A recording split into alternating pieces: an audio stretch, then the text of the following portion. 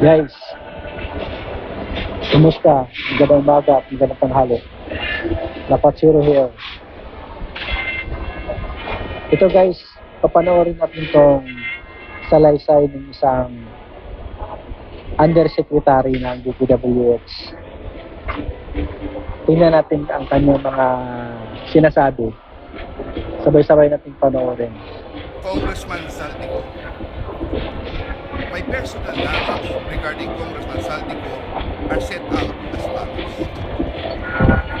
Congressman Saldico one time called me to say that he met Engineer Alcantara and wanted to confirm, maayos bang kausap si Engineer Alcantara? To which I replied, maayos po. Engineer Alcantara then told me that Cong Saldico was asking for a 25% commission, and out of that amount, 2% was to be shared equally between Engineer Alcantara and myself. In his exact words, boss, hati na tayo sa 2%.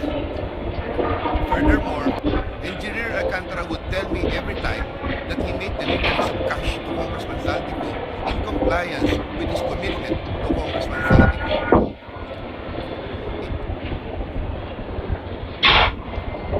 In this affidavit, I shall mention my personal knowledge regarding Senator Chis Escudero as follows. Maynard Wu and I are close friends and we go years back. He is also a close friend and campaign contributor of Senator Chis Escudero. Maynard Wu asked me to submit a list of projects. I personally submitted a list of projects to Maynard Wu, and some of the items therein pertaining to Valenzuela and Marinduque projects were subsequently included in the General Appropriations Act. A copy of the list of Valenzuela and Marinduque projects is here to attach to this affidavit as Annex 8. When I gave him the list, and in relation to the commitment, I asked him, Boss, paano to? Maynard replied, bahala ka na. I asked, Boss, okay na ba ang 20%? Maynard said, okay. After inclusion of the projects in the GAA, I delivered 20% of approximately